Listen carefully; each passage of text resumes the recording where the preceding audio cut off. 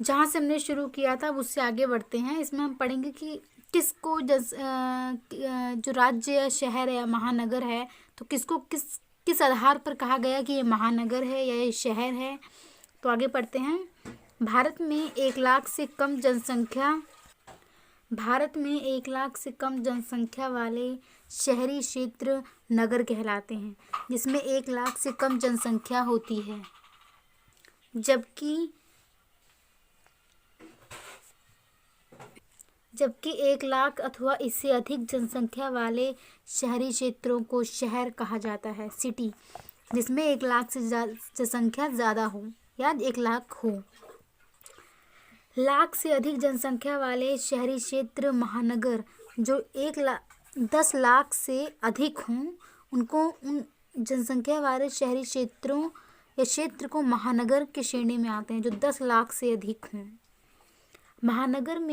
महानगर केंद्र स्वयं में एक वर्ग होते हैं जहां बड़े पैमाने पर उपभोग और बड़ी संख्या में व्यक्तियों और माल, सेवाओं और सूचनाओं का आवागमन होता रहता है। भारत में शहरी क्षेत्र किस तरह नगरों, शहरों के विभिन्न वर्गों में श्रेणीबद्ध है, ये जान लेने के बाद आइए हम भारतीय शहरीकरण के स्वरूप के कुछ पक्षों पर चर्चा करें। तो स्वरूप के जो पक्ष हैं इसमें क्या है, जनसंख्या पहलू है, जनसंख्या के आधार पर दर्शाया जाएगा। इसमें भारत में जनसंख्या का संकेंद्रीकरण शहरीकरण की एक प्रमुख विशेषता रही है। हाल के वर्षों में शहरी जनसंख्या में नियमित वृद्धि होती रही है। शहरी जनसंख्या की प्रतिशतता 1901 में 10.8% से बढ़कर 1981 में 23.3% तक, अर्थात 2 गुने से थोड़ी अधिक हो गई है, और ये 2001 तक लगभग तिगुनी हो जाएगी, मतलब 3 गुना हो जाएगी, अर्थात 27.8% तक पहुंच गई है। 1991 जनगणना के अनुसार भारत की शहरी जो जनसंख्या थी वो कुछ इस आंकड़ों पर थी, जो कुल जनसंख्या का 25.72% हिस्सा है। 1901 में देश की जनसंख्या में से केवल 25.85 मिलियन लोग शहरों में रहते थे, लेकिन 1991 तक ये संख्या लगभग 8 गुना बढ़ गई। मतलब धीरे धीरे कहा जाए तो शहरों की जो जनसंख्या है वो धीरे धीरे बढ़ती ही गई, अर्थात कुछ 17.18 मिलियन लोग शहरों में रहने लगे।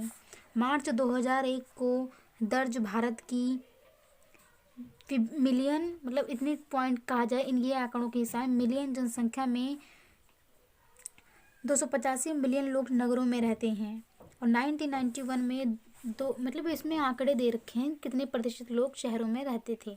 तो 2000 के एक दशक में 68 मिलियन लोगों की बढ़ोतरी हुई। 68 मिलियन लोगों की शहरों की ओर 2001 में बढ़ोतरी हुई, जबकि 1981 से 1991 के दशकों में यह बढ़ोतरी 61 मिलियन थी। 2001 तक बात की जाए तो 68 मिलियन हो गई जनसंख्या शहरों की, जबकि 1981 से लेकर 1991 तक ये 61 मिलियन ही थी।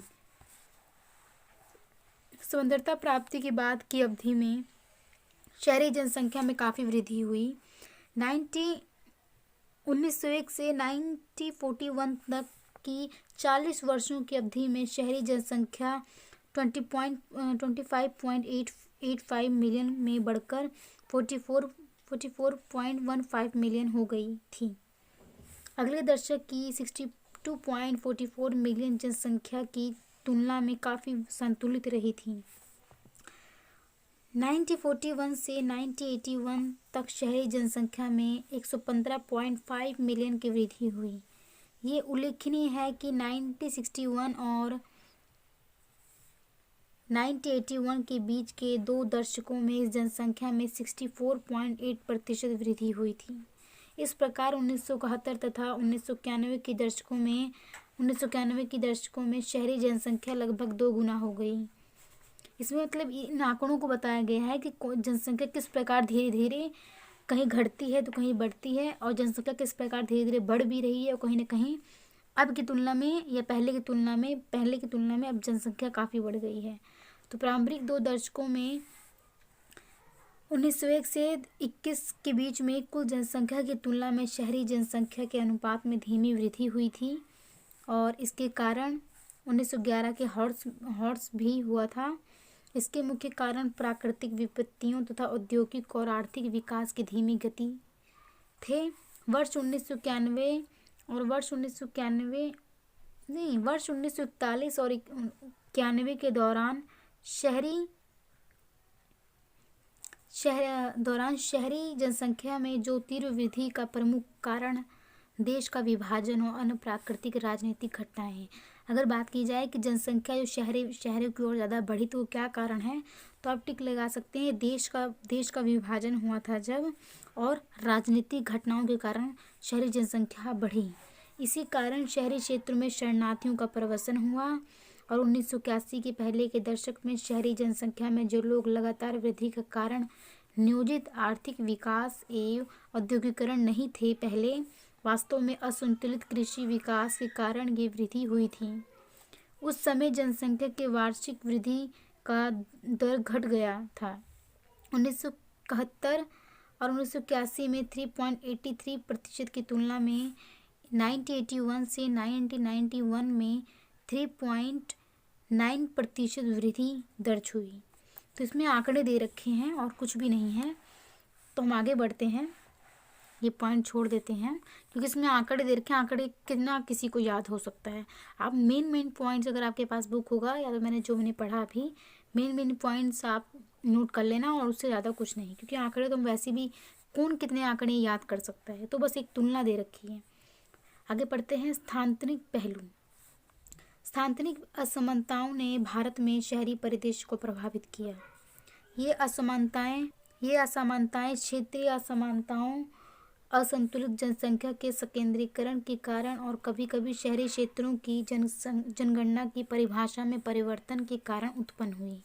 इस संदर्भ में हम 2 अवधारणाओं जैसे अति शहरीकरण की बात करेंगे और उप शहरीकरण के बारे में बता दें, और इस स्पष्टीकरण के बाद स्थानांतरित पहलू मतलब अति शहरीकरण और उप शहरीकरण के बारे में इसमें हम जानेंगे स्थानांतरित पहलू में। तो अति शहरीकरण के बारे में बात करते हैं। अति शहरीकरण में जनसंख्या को स्थान प्रदान करने, नागरिक सुविधाएं मुहैया करने या शिक्षा, अस्पताल आदि आवश्यकताओं की मांग पूरी करने संबंधी नगर या शहरी क्षेत्रों की अपनी कुछ सीमाएं हैं। एक निश्चित सीमा अर्थात इष्टतम क्षमता के बाद बढ़ती हुई जनसंख्या को सुविधाएं प्रदान करना शहरी प्रशासन के लिए कठिन हो जाता है। मतलब इसमें यही बात की गई है कि हर एक शहर की अपनी कुछ सीमा होती है कि वो इतने लोगों को सुविधाएं प्रदान कर सकता है, लेकिन जब उस शहर के आंकड़ों से ज़्यादा लोग आ जाते हैं तो प्रशासन के लिए भी उनकी सेवाएं मुहैया कराना बहुत कठिन काम हो जाता है। मुंबई और कोलकाता शहरों के 2 उदाहरण हैं इसके, क्योंकि मुंबई की बात की जाए, कोलकाता की बात की जाए तो यहाँ बहुत ही बड़ी संख्या में लोग रहते हैं, जिनमें जनसंख्या में इतनी वृद्धि हुई है जिसे नियंत्रित करना कठिन है। मतलब नियंत्रित कर ही नहीं सकते, इतने ज़्यादा कठिन है। ये प्रक्रिया अति शहरीकरण को चिंतित करती है। तो आप समझ गए होंगे अति शहरीकरण का अर्थ क्या हुआ, जिसमें जनसंख्या बहुत ज़्यादा हो और जो भी सुविधाएं सरकार प्रशासन मुहैया कराना चाहती है वो उन लोगों तक नहीं पहुंच पाती जो सच में उसके हकदार होते हैं। आगे बढ़ते हैं। उप शहरीकरण। किसी भी नगर की अति शहरीकरण से जुड़ी दूसरी विशेषता उप शहरीकरण की है। जब नगर बढ़ती हुई जनसंख्या से अधिक भीड़ भाड़ वाले बन जाते हैं तब उप शहरीकरण होता है। यहाँ पे याद रखिएगा नगर की बात की गई है। दिल्ली इसका एक विशेष उदाहरण है जहाँ उप शहरीकरण की प्रवृत्ति इसके चारों ओर फैल रही है। तो आपको अच्छे से समझ में आ रहा होगा किस प्रकार उप शहरीकरण और किसे क्या कहा गया। उप शहरीकरण से तात्पर्य नगरों के आसपास ग्रामीण क्षेत्रों के शहरीकरण से है, जो नगरों के आसपास और ग्रामीण क्षेत्रों के शहरीकरण से है, जिनमें निम्नलिखित विशेषताएं देखने को मिलती हैं।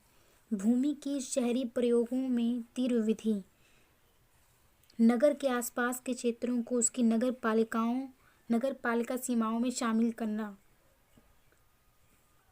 नगर और इसके आसपास के क्षेत्रों के बीच सभी प्रकार की व्यापक संचार व्यवस्था का विकास। तो ये सारे पॉइंट्स हैं जो बताते हैं।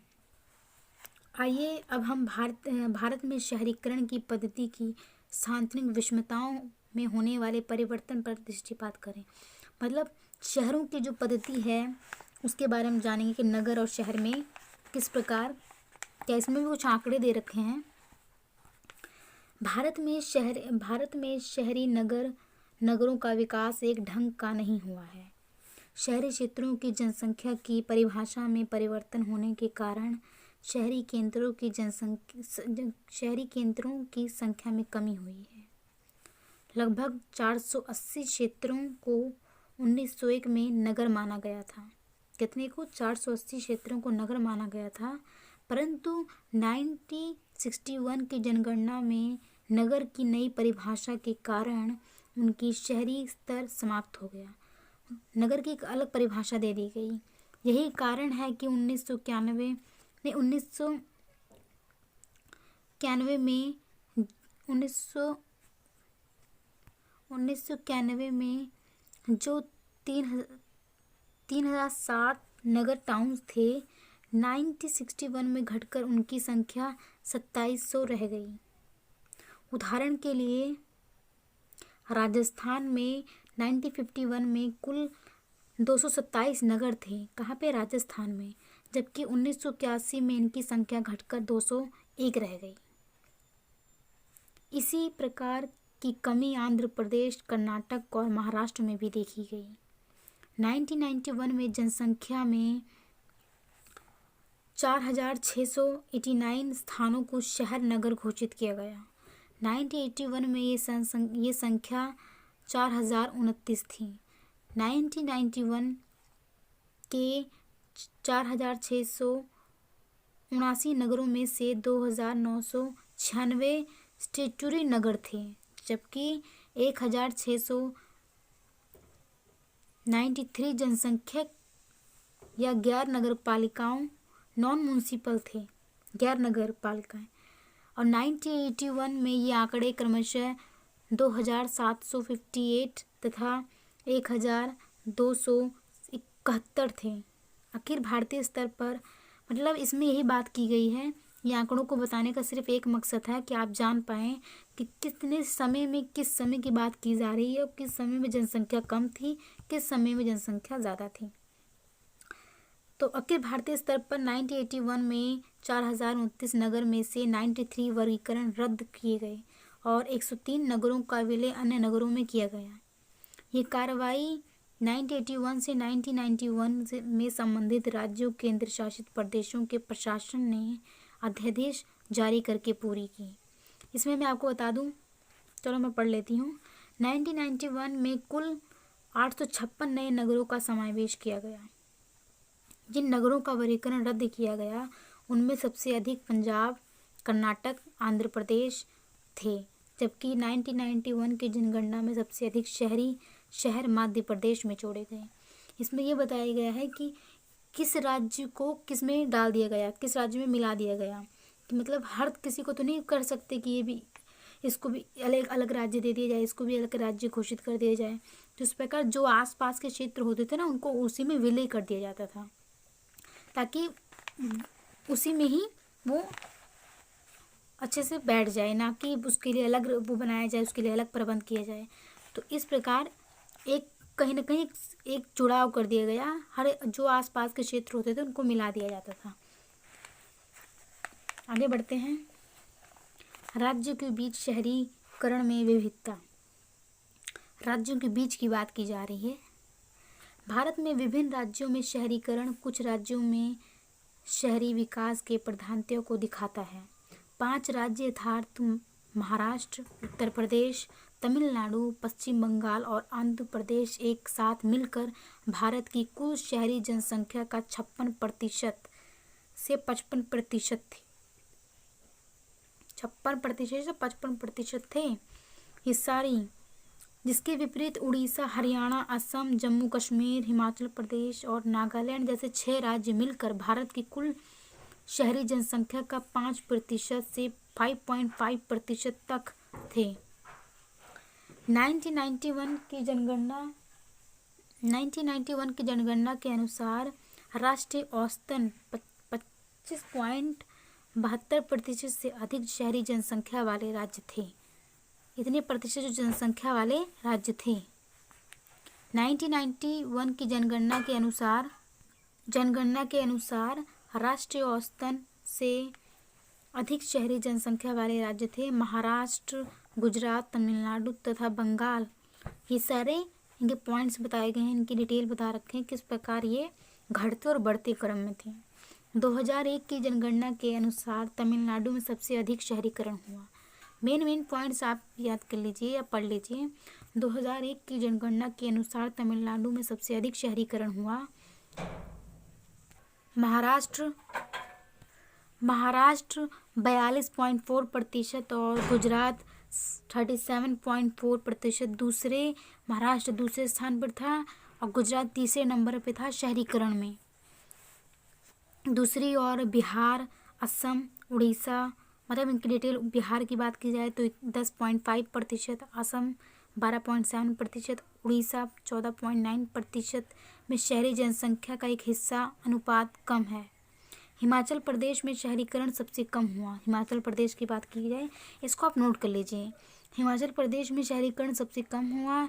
इन सब से स्पष्ट होता है कि शहरीकरण के क्षेत्र में कुछ राज्यों का वर्चस्व अभी भी बना हुआ है शहरीकरण के क्षेत्र में। तो मेन पॉइंट्स याद रखिएगा और ज़्यादा और कुछ नहीं, क्योंकि कोई भी इतना डिटेल में एग्ज़ाम में नहीं लिख सकता। वर्ष 61 कोशिश कीजिएगा, ध्यान में नोट्स बनाइए। सबसे बढ़िया नोट्स बनाते चलिए जो मेन पॉइंट्स हों। वर्ष 1961 और 1971 के बीच भारतीय राज्यों में जनसंख्या के शहरी घनत्व का स्वरूप कुल मिलाकर समान रुख ही दर्शाता है। 1900 ये भी नोट कर लीजिए। 1961 से लेकर 1971 के जो बीच राज्यों की जनसंख्या के शहरी घनत्व है शहरी जनसंख्या का, वो कहीं न कहीं समान ही रुख दर्शाता है। पश्चिम बंगाल, उत्तर प्रदेश, पंजाब, असम और केरल जैसे राज्यों में जनसंख्या का घनत्व 1961 में प्रति वर्ग किलोमीटर 2981 व्यक्तियों की अखिल भारतीय औसत से अधिक रहा है। इसी प्रकार का रुख 1971 में भी रहा। दूसरी तरफ तमिलनाडु, आंध्र प्रदेश, नागालैंड, जम्मू कश्मीर, उड़ीसा, बिहार, राजस्थान के राज्यों में जनसंख्या का घनत्व इतने में प्रति वर्ग की 2048 व्यक्तियों की अखिल भारतीय औसत से कम रहा है। आप ये ध्यान से सुनिएगा। उपयुक्त राज्य के संबंध में जिस रुख को 1961 में देखा गया था, वही रुख 1971 की जनगणना में भी पाया गया। जो इसमें देखा गया वही इसमें था, कोई अंतर नहीं था। लेकिन 1961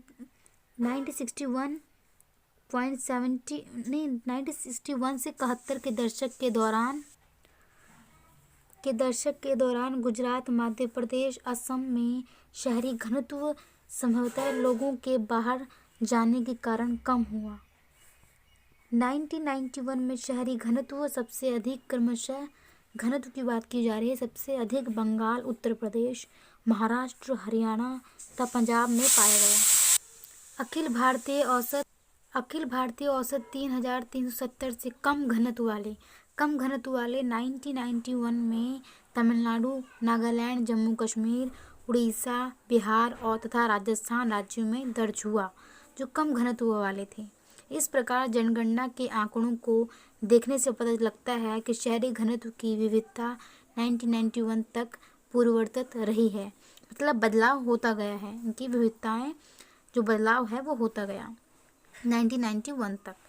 आगे पढ़ते हैं। शहरों में जनसंख्या संग्रहण। भारत में बड़े शहरी केंद्रों में 1 लाख या 1 लाख से अधिक जनसंख्या वाले केंद्रों में निरंतर वृद्धि हो रही है। 1981 में 60% से भी अधिक शहरी जनसंख्या इसी श्रेणी के शहरों में रहती हैं। 1991 तक यह दर लगभग 65% तक पहुंची। 1991 की जनगणना के अनुसार शहरों नगरों की कुल संख्या में से 300 की आबादी 1 लाख से अधिक है। 1 लाख से अधिक है 300 की आबादी। देश की शहरी जनसंख्या का 64.89% हिस्सा इन 300 नगरों में रहता है। 300 नगरों में रहता है। महाराष्ट्र और बंगाल की बात की जाए तो यहाँ पे शहरों और नगरों का काफ़ी बड़ा हिस्सा है। 77.85 तथा 81.71% आंध्र प्रदेश, गुजरात, कर्नाटक, केरल, मेघालय तथा तमिलनाडु की शहरी आबादी का लगभग 2/3 हिस्सा वर्ग 1 शहरों में रहता है। इसमें सिर्फ आंकड़े बताए गए हैं कि कौन कितने प्रतिशत कहाँ पे कौन कौन सी जनसंख्या सबसे ज़्यादा घनत्व वाली है और कौन सबसे कम। आगे पढ़ते हैं महानगरों की वृद्धि। महानगरों की वृद्धि किस प्रकार हुई, तो इसमें भी वर्ष 1901 में भारत में कलकत्ता ही एक ऐसा शहर था जिसकी आबादी 10 लाख से अधिक थी। 1911 में बम्बई ने 10 लाख जनसंख्या की सीमा को पार कर दिया। 1911 में, ये नोट कर लीजिएगा और ये पॉइंट नोट कर लीजिएगा। 1941 तक केवल यही 2 शहर इस श्रेणी में थे जिन्होंने 10 लाख से अधिक जनसंख्या पार कर ली थी, कलकत्ता और बम्बई। अर्थात इस 10 लाख से अधिक जनसंख्या वाले शहर जनसंख्या की सीमा को दिल्ली, चेन्नई और हैदराबाद ने 1991 तक पूरा कर लिया था। किसने? दिल्ली, चेन्नई और हैदराबाद ने 1991 तक पूरा कर लिया था 10 लाख की आबादी। अहमदाबाद और बेंगलोर ने 1961 तक और कानपुर ने भी पूरा कर लिया था। पुणे ने 1971 तक, ये बताया हुआ है डेट कि कब पूरा कर लिया था। लखनऊ और नागपुर और जयपुर ने 1981 तक ये पूरा कर लिया था, पार कर लिया। और इस प्रकार उन शहरों की जनसंख्या जिनमें लाखों लोग रहते थे 12 हो गई। 1991 की जनगणना के समय 23 महानगर गिने गए थे। कब गिने गए थे? 1991 के जनगणना के अनुसार 23 महानगर गिने गए थे जिनकी जनसंख्या 1 मिलियन या 10 लाख से अधिक थी। 1991 के दशक में यह संख्या 2 गुना बढ़ी। 2001 जनसंख्या के अनुसार इसकी संख्या 35 है। 1981 की जनगणना के समय कुल शहरी जनसंख्या की 25% संख्या इन्हीं कई लाखों की जनसंख्या वाले शहरों में संकेंद्रित थी और 1991 तक यह 32.54% तक पहुंची। इसका मतलब यह है कि देश की एक तिहाई शहरी जनसंख्या तथा देश की कुल जनसंख्या का 12वां हिस्सा इन शहरों में रहता है।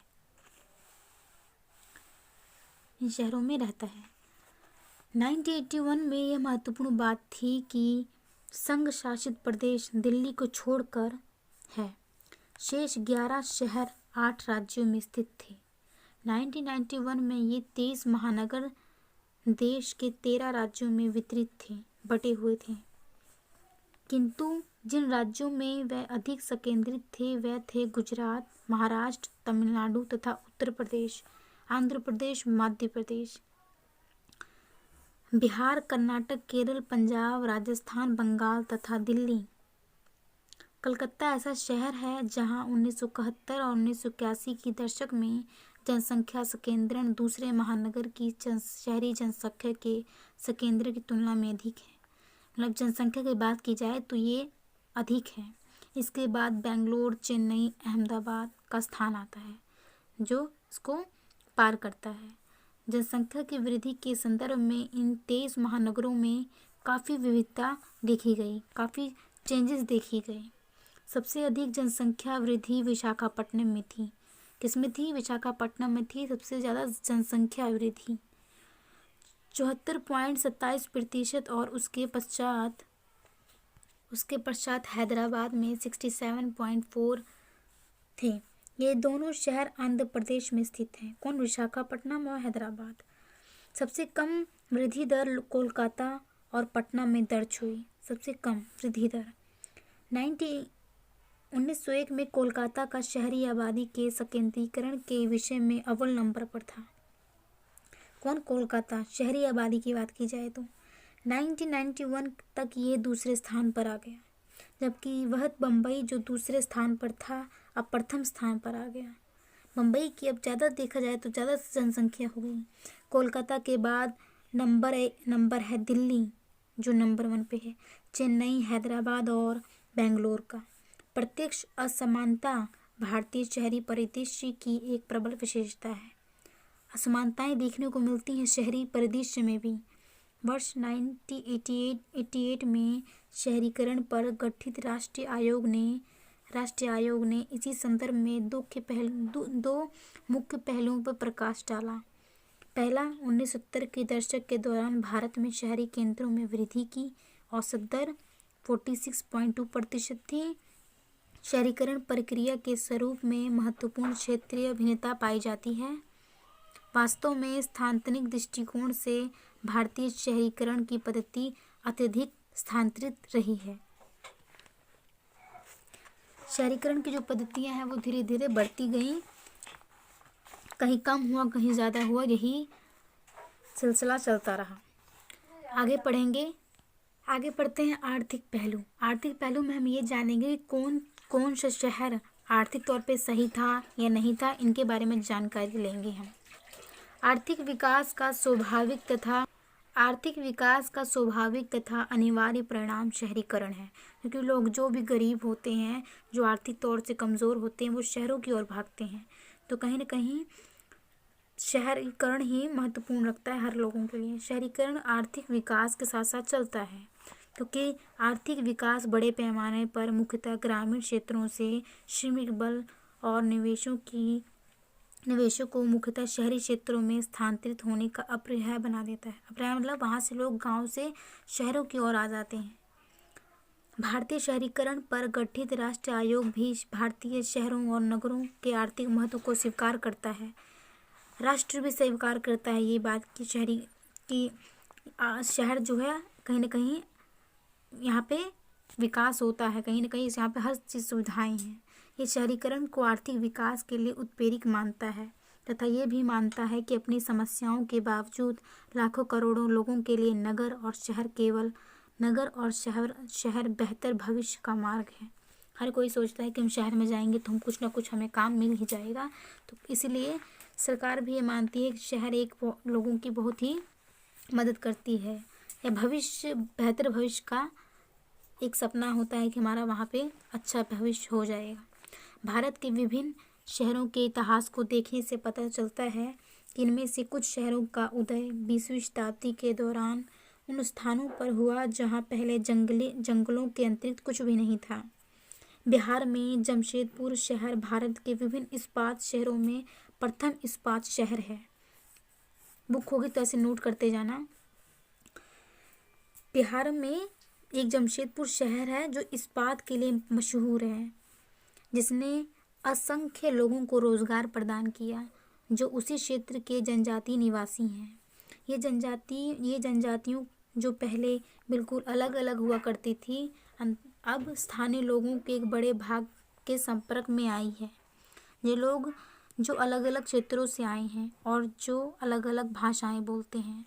जमशेदपुर के अलावा स्वतंत्रता के बाद 3 और इस्पात शहर भी अस्तित्व में आए। ये शहर हैं मध्य प्रदेश में भिलाई, उड़ीसा में राउरकेला और पश्चिम बंगाल में दुर्गापुर। ये भी इस्पात के लिए मशहूर हैं। इन इस्पात फैक्ट्रियों के कुल खुल जाने से इस क्षेत्र में न केवल खुशहाली आई है, बल्कि इस क्षेत्र की संपूर्ण सामाजिक परिदृश्य में भी सुधार हुआ है। लोग अब कहीं ना कहीं उनको रोज़गार मिलने लगा, उनके आर्थिक तौर पर वो अच्छे होने लगे। जो क्षेत्र सामाजिक आर्थिक रूप से पिछड़े थे, अब वह खुशहाल और बहुमुखी बन गए हैं। खुशहाल और उनके पास हर तरह के ऑप्शंस हैं। समकालीन भारत में शहरीकरण की आर्थिक विषमताओं का जिक्र करते समय व्यवसायमूलक विषमताएं और प्रव्रजन महत्वपूर्ण पहलू जान पड़ते हैं। तो हर तरह के शहरीकरण की बात की जाए तो कहीं ना कहीं एक व्यवसाय जो होता है लोगों को मिल गया और इधर से उधर जाने का जो प्रवचन है वो महत्वपूर्ण हो गया। लोग अब लोगों को रोजगार आराम से मिलने लगा। आगे पढ़ते हैं व्यवसाय। पंचवर्षीय योजनाओं के माध्यम से शहरी औद्योगिकरण और नियोजित विकास के प्रयास भारतीय व्यावसायिक ढांचे में कोई महत्वपूर्ण बदलाव नहीं ला सके। कोई भी महत्वपूर्ण बदलाव नहीं ला सके। व्यवसायिक की बात की जा रही है। कृषि में लगे भारतीय श्रमिक बल का प्रतिशत 1901 से 1971 के बीच स्थायी रहा है। उपयुक्त समय में कृषि कार्यों में लगा हुआ कुल श्रमिक बल क्रमशः 69.4% तथा 69.7% था। इतना प्रतिशत था जो कृषि कार्य में लगा हुआ था। यद्यपि इस अवधि में शहरी जनसंख्या के प्रतिशत में महत्वपूर्ण वृद्धि हुई। ऐसी वृद्धि शहरी विनिर्माण निर्माण सेवा क्षेत्रों में लगे श्रमिकों के कुल प्रतिशत में नहीं हुई है। 2001 तक स्थिति में कुछ सुधार हुआ और 1991 में कुल श्रमिकों में से 67% कृषि क्षेत्र में थे। कितने प्रतिशत? 67% कृषि क्षेत्र में थे। 2001 में ये केवल 59% हैं, कम हो गए 2001 में। जनसंख्या 2001 की जनगणना के नतीजे स्पष्ट बयान करते हैं कि श्रमिकों की भागीदारी के संदर्भ में कृषि क्षेत्र की भूमिका कुछ कम हो गई है। जैसे मैंने कहा कि अभी कुछ कम हो गया क्योंकि 68% था 1991 में और 2001 के तक आते आते ही 58% हो गया, कम हो गया। 1993 से 1994 के आंकड़ों के अनुसार प्राथमिक क्षेत्र में लगे शहरी श्रमिकों की संख्या 16.8% है। दूसरे क्षेत्र में बात की जाए उद्योग जिसमें विनिर्माण है, उद्योग संसाधन की बात की जाए 31% तथा तीसरे क्षेत्र की बात की जाए तो 52.1 शहरी श्रमिक लगे हुए हैं। तो इस प्रकार इसमें बताया हुआ है कि किस प्रकार जनसंख्या है जो काम कर रही है, जो काम नहीं, जिन्होंने बीच में छोड़ दिया है, किस वर्ष में बढ़ोतरी हुई, किस वर्ष में कम हुआ आंकड़ा, तो उसके बारे में बताया गया है। ये मैप ये दिया गया है, बॉक्स दिया हुआ, जिस क्षेत्र के अनुसार शहरी श्रमिकों का अनुपात बताया गया है, क्षेत्र के अनुसार कौन किस तरह था। जैसे प्राथमिक की बात की जाए, इसमें प्राथमिक द्वितीय मैंने बताया अभी, पहला दूसरा तीसरा, उसको इन्होंने ऐसे पॉइंट्स में लिख के बता दिया है, तो आप पढ़ लीजिएगा इसको। आगे बढ़ते हैं। अधिकांश शहरों में अकुशल तथा अन्य सीमांत कामगारों में बेरोजगारी व्याप्त है, क्योंकि लोग अकुशल हैं, इनको कोई ज़्यादा नॉलेज नहीं है किसी चीज़ के बारे में, जो गांव या ग्रामीण इलाकों में जो रहते हैं। शहरी क्षेत्रों में शिक्षित वर्गों के बीच बेरोजगारी भारतीय समाज की एक प्रमुख विशेषता है। जो शिक्षित हैं आज के समय की बात की जाए या शिक्षक बात की जाए, जो पढ़े लिखे हैं वो भी कहीं ना कहीं बेरोजगार हैं। ये अनुमान है कि कुल शिक्षित बेरोजगारी में से 46% भारत के 4 प्रमुख महानगरों में पाए जाते हैं, जहां बेरोजगारी पढ़े लिखे लोग बेरोजगार हैं। 1983 से 1999 से लेकर 2000 के दौरान राष्ट्रीय स्तर पर श्रमिक बल में शामिल लोगों की संख्या, जो श्रमिक हैं, जो मजदूर हैं, शामिल लोगों की संख्या 66.5% से 61.8% तक घट गई है। 1980 के दशक की तुलना में 15 वर्ष से अधिक आयु के लोगों के लिए रोजगार 1990 के दशक में काफ़ी घट गया है। इससे बेरोजगारी बढ़ गई है। महिलाओं और पुरुषों खास तौर पर ग्रामीण क्षेत्रों में दोनों ओर बेरोजगारी का सामना करना पड़ रहा है, किंतु ग्रामीण क्षेत्रों में 1993 से 1993 और 94 में बेरोजगारी 5.1% से 4.6% तक घट गई है इस सन के अनुसार। पर 1999 और 2000 के आंकड़े दिखाते हैं कि यह फिर से 4.8% तक बढ़ चुकी है। 1999 से लेकर 2000 के आंकड़े बताते हैं कि अब फिर से बढ़ गई है। तो हम यहीं तक समाप्त करते हैं। इसमें ही बात की गई है कि किस प्रकार जो बेरोज़गारी है वो गांव में किस प्रकार ज़्यादा होती हैं। पढ़े लिखे लोग अशिक्षित देखा जाए तो वो बेरोज़गार हैं, उन्हें रोज़गार नहीं मिलता। ऊपर से ग्रामीण की बात की जाए तो वो अकुशल हैं, उनको इतना नहीं होता, वो शहरों की ओर भागते हैं और कहीं ना कहीं रोज़गार के लिए। तो कभी कभी स्तर बढ़ता और गिरता रहता है। तो इस प्रकार कह सकते हैं कि बेरोज़गारी दर एक बहुत बड़ी समस्या है जिसे सरकार को इस पर ध्यान देना चाहिए। तो आगे के लिए हम यही समाप्त करते हैं। नेक्स्ट हम प्रवचन से करेंगे जिसमें हम चैप्टर कंप्लीट करने की कोशिश करेंगे। तो थैंक यू सो मच।